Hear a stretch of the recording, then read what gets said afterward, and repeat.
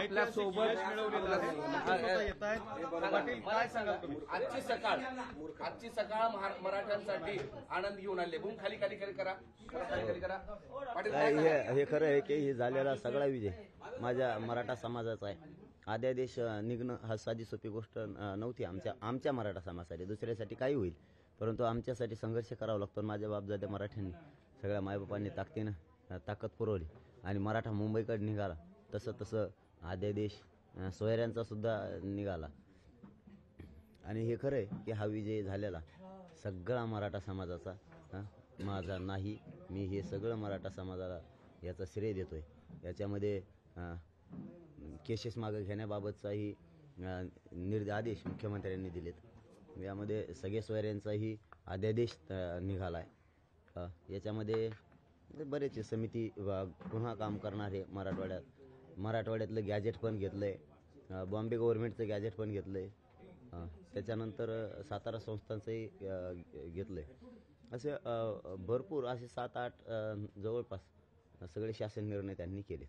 15 वर्षापासूनचा तुमचा संघर्ष आणि गेल्या 5 महिन्यापासूनचा तर रात्रंदिवसा संघर्ष, तो दिवस डोळ्यासमोर आणत असताना आज त्या दिवसाला कसं पाहताय? खूप संघर्ष केला मी तर केला. माझ्या समाजानं पण खूप संघर्ष केला की आरक्षण हे मिळालं पाहिजे आणि हे कसं मिळत नाही. त्यासाठी आम्हाला शेवटी मुंबईकडे यावंच लागलं. परंतु एवढा धसका होता तो. मराठी इतक्या ताकदीनं मुंबईकडे आले होते. ते फक्त तेवढ्या ताकदीमुळेच मराठ्यांच्या हा आदेश निघाला नसता, हे पण निघाला नसता. कारण जवळ जाऊनही निघत नव्हता याचा अर्थ हे काढतच नव्हते. परंतु शेवटी नावीला झाला. मराठी चारही बाजूनं मुंबईत घुसायला लागले.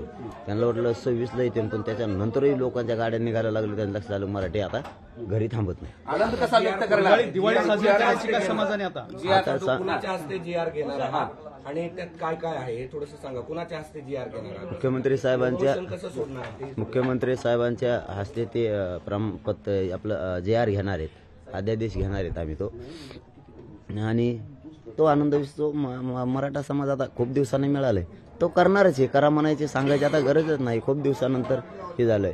आणि मी पुढेही लढत या समाजासाठी राहणार आहे. जरी याच्यात काही अडचणी आल्या लोकांना, जीआर मध्ये आल्या किंवा नोंदीमध्ये आल्या किंवा नातेवाईकांना प्रमाणपत्र देण्यात आल्या, तरी नोंदी सापडण्याच्या बाबत कारण समितीची मुदतवाढ घेतलेली तोही शासन निर्णय झालेला आहे. आता सरकारनं सगळे शासन निर्णय केलेत आणि त्यानंतरच आम्ही एक शेवटची सभा, विजयी सभा कशी आणि कुठे असेल? विजयी सभा महाराष्ट्राच्या सगळ्या मराठा समाजाच्या वतीनं घ्यायची.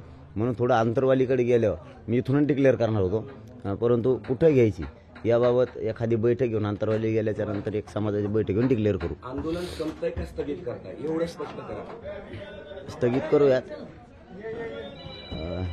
स्थगितच करणार आहेत आम्ही. आज मराठा समाजाने दिवाळी साजरी करायची, गोडधोड करायचं सुरू केली आहे. महाराष्ट्रात दिवाळी साजरी करायला तेच म्हणतो सुरू केली. आता याच्यापेक्षा आम्हाला काय आनंद आहे समाजाला? नाही हे बघा, आपल्याला खूप वर्षानंतर हे मिळालंय आणि हे शब्द घेणं एवढं सोपं नव्हतं सगळ्या सोयऱ्यांचा. तो घेतलेला आहे त्यांनी, म्हणजे त्याच्यासाठी राजपत्रच निघालेलं आहे. त्यामुळे मराठा समाजाचा खूप मोठा ऐतिहासिक हे म्हणले तसं हा विजयचे आणि संघर्ष करत राहू. पुढे जितक्या बी अडचणी येत्या तितक्या अडचणीला तोंड देऊन मराठा आरक्षणाचे संघर्ष करत राहणं. इकडे काय असतं की एखाद्याची जमीन आहे, नुसतं तो जमीनच कसतोय आणि त्याच्याकडे 7-12 नाहीये.